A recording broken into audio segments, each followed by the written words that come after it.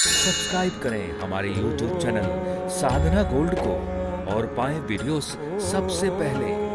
Bell icon दबाना ना भूलें। जब शरीर अपने अंतिम स्थिति में जाता है, जिसको हम कहते हैं हमारी अंतिम अवस्था, जब मृत्यु हो जाता है ऐसे मान लीजिए, और आत्मा बाहर चली जाती है, तो भगवान कह रहे हैं कि मां, मृत्यु के पश्चात जो सूक्ष्म शरीर होता है, एक तो शरीर ये, इसका तो हिसाब किताब यही होना है। यहां का नरक क्या है? अस्पताल, घर के दुख। भाई ऐसा तो नहीं है कि आपको कहीं और जाना पड़ेगा। शरीर की यातना, शरीर के नियम धर्म आपको यहीं भोगने पड़ेंगे।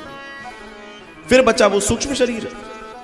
वो सूक्ष्म शरीर के दो नियम होंगे। बता रहे हैं कि मां, एक, अगर उसने गलत कर्म किए तो यातना शरीर मिलेगा, नहीं तो स्वर्ग मिलेगा।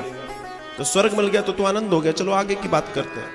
लेकिन अगर यातना शरीर मिलेगा मां, तो यातना शरीर मिलता है उस शरीर को, तो फिर उसको नरकों में जाना पड़ता है। और अनेकों प्रकारों के नरकों का वर्णन है, 28 तरह के नरकों की चर्चा करते हैं वो। और उन नरकों में जाने के बाद जब वो जीव, वो यातना शरीर अपने सारे नरकों को भोग लेगा, तब फिर से उसको भारत की भूमि पर फेंक दिया जाता है और वो धान की खेती में जाकर गिरता है, चावल में। और उसके बाद फिर वो भोजन बनता है, फिर उसको पाया जाता है, फिर वो शरीरों में प्रवेश करता है, और फिर किसी एक शरीर से वो बच्चा बन के प्रकट होता है।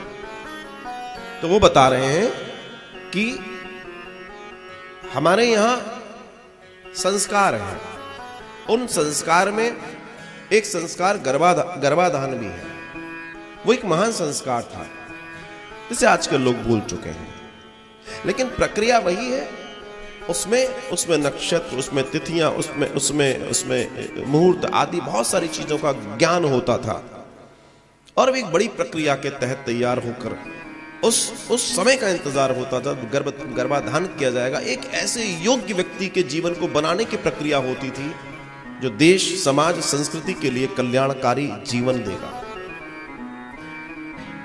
लेकिन जब बताते हैं कि मां, जब कोई जीव जन्म लेता है तो उसके जन्म की जो प्रक्रिया वो पहले दिन से शुरू हो जाती है। जब वो मां के गर्भ में जाता है, पहला दिन, उस पहले दिन का भी उसका जीवन है जिसको कलल कहा गया है। और मां, वहीं जब वो 5 रात्रि का हो जाता है तो उसको बुदबुदा कहते हैं। जब वो 10 रात्रि का हो जाता है तो करकंदू कहते हैं। और जब वो 15 दिन का हो जाता है, अंडे के, इतने छोटे अंडे के आकार का हो जाता है, और फिर उसके बाद 1 महीने का जब हो जाता है तो वो सिर्फ हेड का, इसका निर्माण होता है, सर बनता है। गर्भ में सबसे पहले सर बनेगा, और 1 महीने का ये सर अगले 2 महीने में पूरे शरीर का निर्माण करवाता है। आदेश देता जाता है, ये हेड बोलते हैं ना इसको, ये आदेश देता है, पूरे शरीर का निर्माण हो जाता है। 3 महीने में जो भी है वो बन जाता है। बताया मां, अगर वो बच्ची है, बालिका है, तो मां की बाईं कुक्षी में होती है। और अगर वो बच्चा है, मतलब ये बेटा है, तो वो दाईं कुक्षी में होगा मां। ये कुक्षियों का ज्ञान पुराने समय में दाइयों को होता था। जो पुराने समय की दाइयां होती थी, उनको ये ज्ञान होता था। ये एक बारीक और सूक्ष्म ज्ञान है। आज की तारीख में तो बिना टेस्ट के कोई चीज जान ही नहीं सकता आजकल मेडिकल साइंस। उसको तो पहले टेस्ट चाहिए, जितने टेस्ट उतना बढ़िया, हर तरीके से। आज भी जो आयुर्विज्ञान वाले लोग हैं, जो आयुर्वेद वाले लोग हैं, वो नब्ज पढ़ते हैं। आपकी नब्ज पकड़ के बता देंगे आपने 4 दिन पहले क्या खाया था।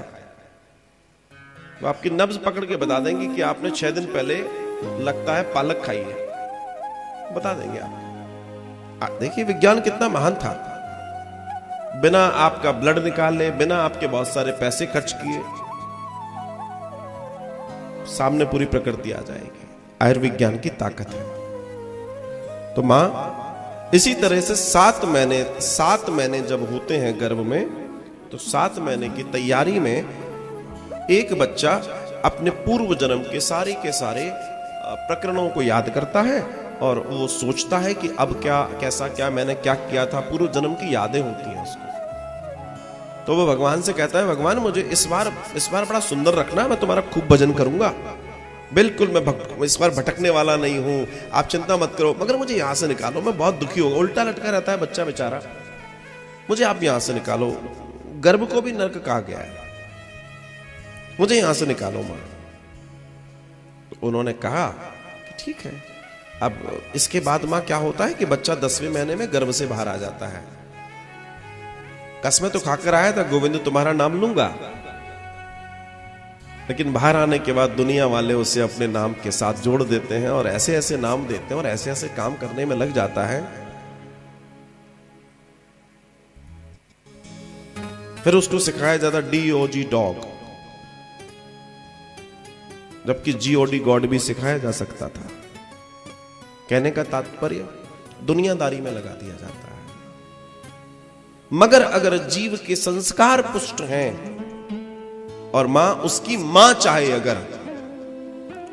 अगर बच्चे की मां चाहे अगर, तो मां ही होती है जो आकार देती है।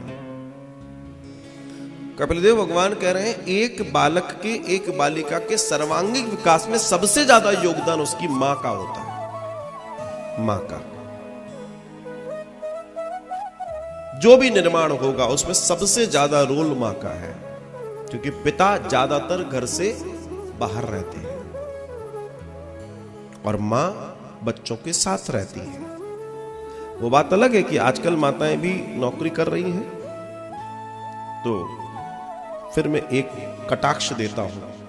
भगवान कह रहे हैं कि चूंकि पिता अपने कार्य में दक्ष होता है, कार्य देखता है, धन कमाता है, परिवार को चलाता है, और मां उसका देखरेख करती है, उसका सर्वांगीण विकास होता है। लेकिन जब मां भी बाहर है और पिता भी बाहर है, तो उसका सर्वांगीण विकास जो है वो फिर कोई और ही करता है। फिर बाद में आप ये कहना कि हकदार नहीं कहते कि हमारी नहीं सुन रहा, तुम्हें कमाने की पड़ी थी ना, तुमने कमा लिया ना, अब उस कमाई पर खूब हाथ सेंको तुम। जब उन बच्चों के ऊपर हाथ फेरने की जरूरत समय था, तब तो तुम अपनी दौड़ में लग पड़े थे। तब तुम्हें लग रहा था कि नहीं, हमें हायर सोसाइटी में रहना है, हमें इसमें रहना है, हमें उसमें रहना है, हमें मेंटेन करना है। ओहो, कर लिया तुमने मेंटेन, और ऐसा मेंटेन हुआ कि आज तुम्हारी औलाद तुम्हें नहीं पूछ रही, क्योंकि तब जब उनका समय था पूछवाने का, तब उन्हें तुमने नहीं पूछा, तुमने भी उन्हें एज ए पार्ट टाइम लिया। जब तुम आए तब तुमने हालचाल लिया, उसके बाद तुम अपनी जिंदगी जी रहे थे, तुम अपने फ्लैट बुक कर रहे थे, तुम अपनी EMI सेटल कर रहे थे। लेकिन दुनिया की असली EMI है आपके बच्चों के संस्कार, आपके बच्चों के ऊपर आपका हाथ फिर जाए, वो है असली EMI। जिनके लिए कर रहे हो, अगर वही वो नहीं हो पाए जिनके लिए आपको करना था, तो आपकी कोठी, आपके पैसे, आपके बैंक बैलेंस, आपके स्टेटस क्या कर लेंगे, बताओ ना मुझे। आज भी इस देश के वृद्धालयों में वो लोग एडमिट है जिनको लोग आगे पीछे घूमते थे, लाल बत्ती घूमती थी, जिनको लोग IAS और IPS बोलते थे। दे आर इन वृद्धाश्रम आज की तारीख में। इस देश की इतनी बड़ी कपड़ा बनाने वाली कंपनी जिसका नाम है रेमंड्स, उस बेटे ने पिता को ऐसे कर दिया, चलो निकलो यहां से। उस आदमी ने कंपनी तो बहुत बड़ी बना ली, लेकिन उस बड़ी कंपनी बनाने के चक्कर में अपने बेटे के संस्कारों को बड़ा नहीं कर पाया। बस यही अंतर है, बस यही अंतर है। दौड़ में दौड़ना कोई बुरी बात नहीं है, लेकिन ऐसी दौड़ में मत दौड़ जाना कि तुम्हारी औलादें पीछे छूट जाएं।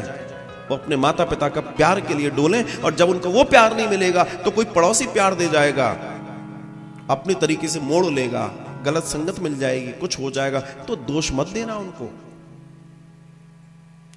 देना उनको, हमारे बच्चे तो नालायक निकल गए। और तुम कौन हो?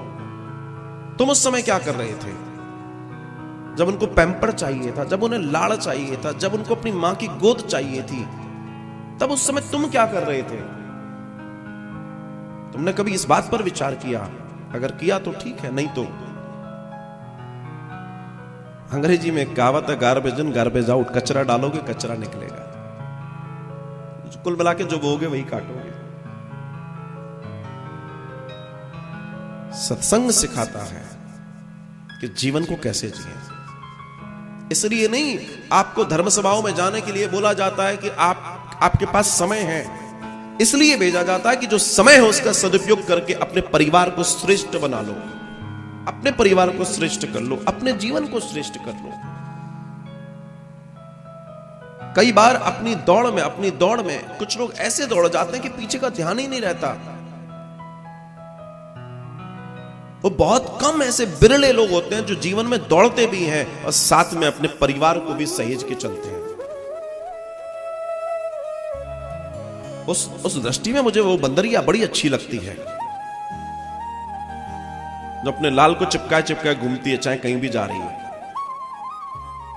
वो कंगारू मुझे बहुत अच्छा लगता है जो अपने बच्चे को साथ में लेके डोल रहा है, भले ही वो दुनिया भर की सैर कराए। कहने का तात्पर्य, माँ बाप चाहे कहीं भी हो, उनका ध्यान अपने बच्चों पे होना चाहिए, उनकी केयरिंग पे होना चाहिए।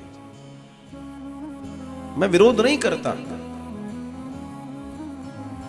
आपके 8 घंटे 10 घंटे के जॉब का, मैं विरोध नहीं करता। मैं कहता हूं बस इस बात का ध्यान रखो कि डूब मत जाना उसमें, क्योंकि जो आपसे पैदा है वो आपसे ही उम्मीदें पाल के बैठे हैं।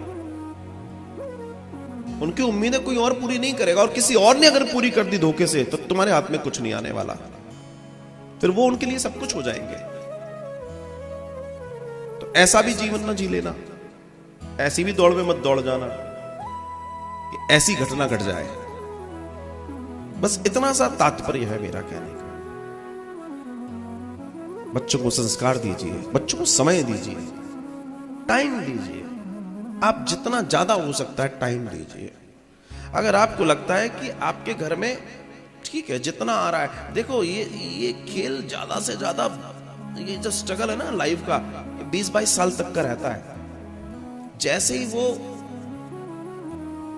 आ गए अपनी स्थिति में, उसके बाद जब वो सेटल होंगे ना, तुम्हारे पास पूरी जिंदगी जीने का समय है। अगर तुम्हारी औलाद है तो तुम्हारी ड्यूटी बनती है कि तुम उनके लिए सोचो, और 14 वर्ष तक तो तुम्हें सोचना ही सोचना है। वही डिजाइनिंग का टाइम है। अगर तब तक डिजाइन नहीं कर पाए तो फिर उसके बाद डिजाइन क्या, तुम ब्रह्मा को उतार लेना तो वो भी कहेगा अब मैं अगले काम में लगाऊं, ये काम मेरे मतलब का नहीं। बच्चों को आकार दीजिए, प्रेम दीजिए, सहेजिए उनको। आपके बच्चे कहें कि मेरे हीरो मेरे मम्मी पापा हैं। जिस दिन आपके बच्चे कहेंगे मेरे हीरो मेरे मम्मी पापा हैं, समझ लेना आपने सही जो भी किया वो सही किया। और अगर आप बच्चों के मोबाइल में वॉलपेपर में कोई उल्टा सीधा कोई हीरो लगा हुआ है तो कहीं कुछ कमी रह गई, तो कहीं कुछ कमी रह गई।